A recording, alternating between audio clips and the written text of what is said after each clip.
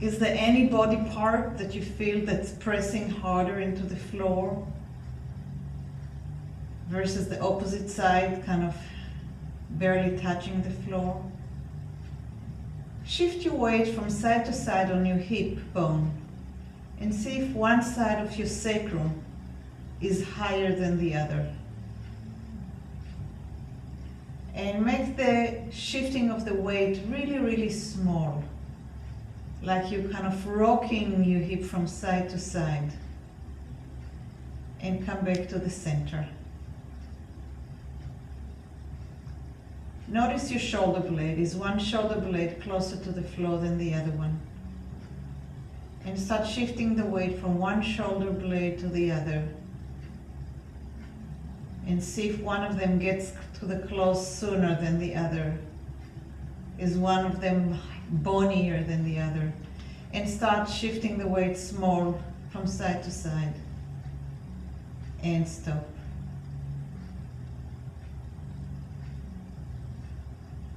And take a deep breath in. Exhale.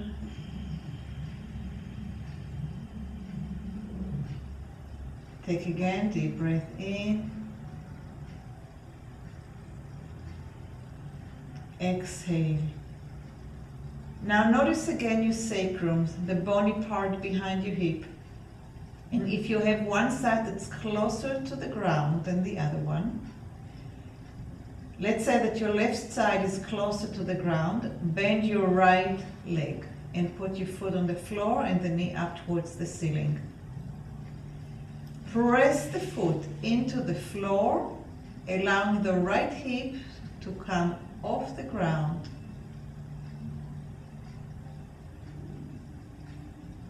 And when you exhale, gently replace the hip back down into the floor.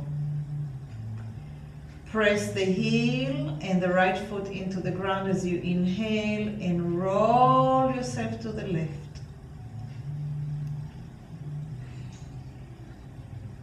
And when you exhale, roll yourself back to center. On inhale, press the foot and roll yourself towards the left. That's if your right leg is bent.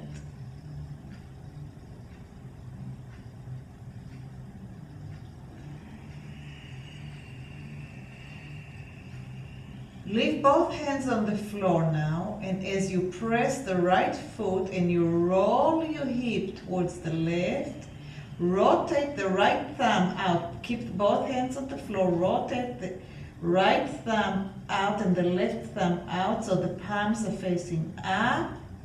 And you're increasing the rotation. And on exhale. I think something happened to my shoulder. Uh-oh. So come back down. It's amazing just putting your thumb out. Yeah.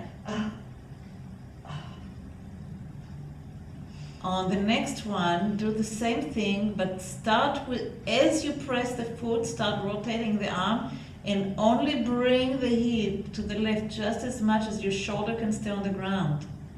The minute you lift your shoulder, you create stress. And exhale and roll the thumb.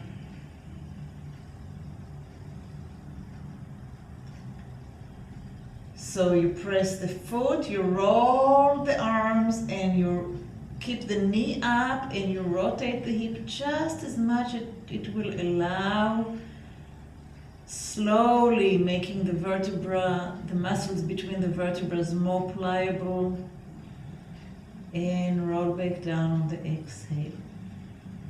And keep on doing it a few more times, pressing the foot, rotating the thumb. And now turn your head to the right if it is the right leg that's bent. So you should be able to see the thumb. And exhale and come back.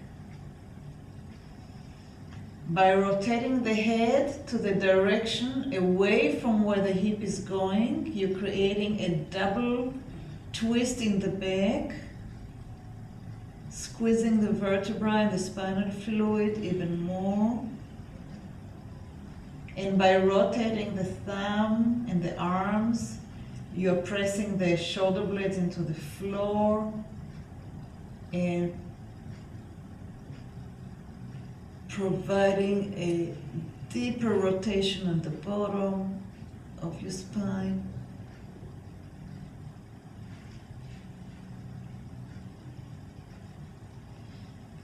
The pressing on the foot is essential. It gives you the impetus to start moving the hip. The rotation of the arm and rotation of the head allows you to go even further, increasing the rotation as far as you can go.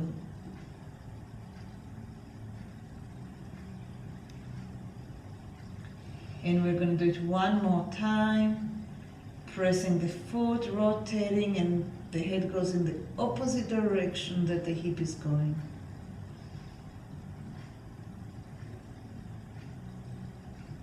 And rotate back. Allow the knee to fall out. Lengthen the leg. Lie in the center. Rock a little bit from side to side. See how your hip feels. Quiet the hip. Take a deep breath in.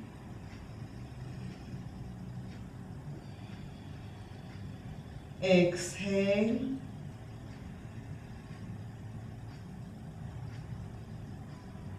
Take a deep breath in.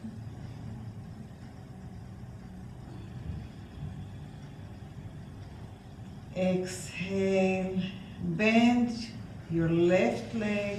Press the foot on the floor. As you press the foot deeper into the floor, start rotating the hip away from the knee. The thumbs are rolling out immediately. The head is rolling to the opposite direction that the hip is going to. And exhale, and everything comes back to center.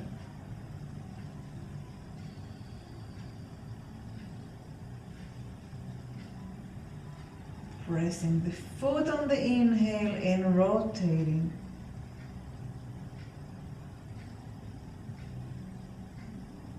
The knee stays facing up, even though the hip is rotating.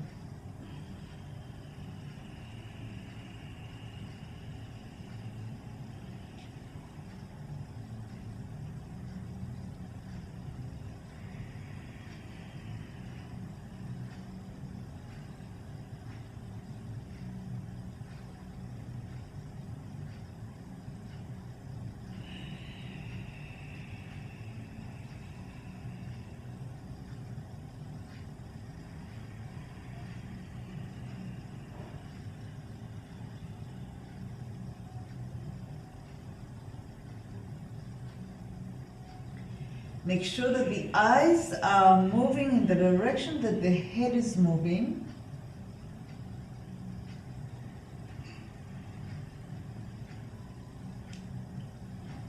And exhaling, coming all the way back. And the next time, the head is going to go away from the direction of the hip, and the eyes will go with the hip. So even though the head is turning to the left, in the case that the left leg is bent, the eyes are now going to go to the right. And back. The arms are still rotating, the shoulders still stay flat on the ground. The impetus comes from pressing the foot into the floor. The head is rotating opposite the direction the hip is going, and the eyes are going with the hip.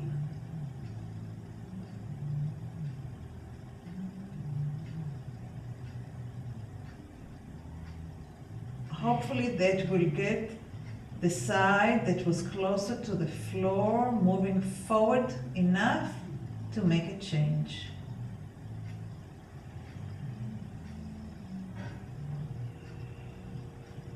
Try to coordinate all the movements, the pressure on the foot, the rotating of the hips, the rotation of the shoulders, arms, and thumb, the rotation of the head in opposite direction, and the rotation of the movement of the eyes in the direction of the hip.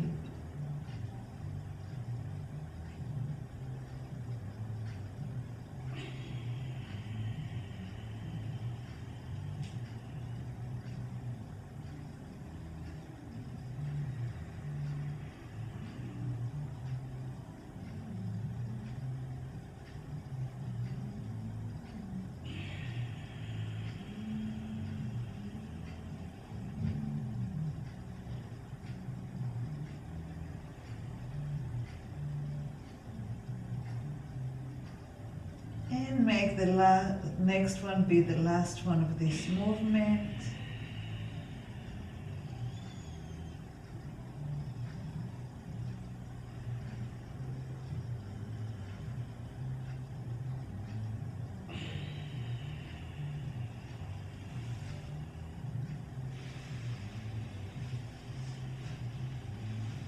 And once you are back on the ground, allow the knee to fall out. Allow the leg to straighten. Lie in the center and shake yourself a little bit from side to side on the hip and see if your sacrum is more leveled now.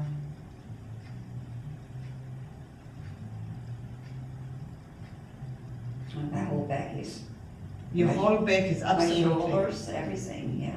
Yes, absolutely.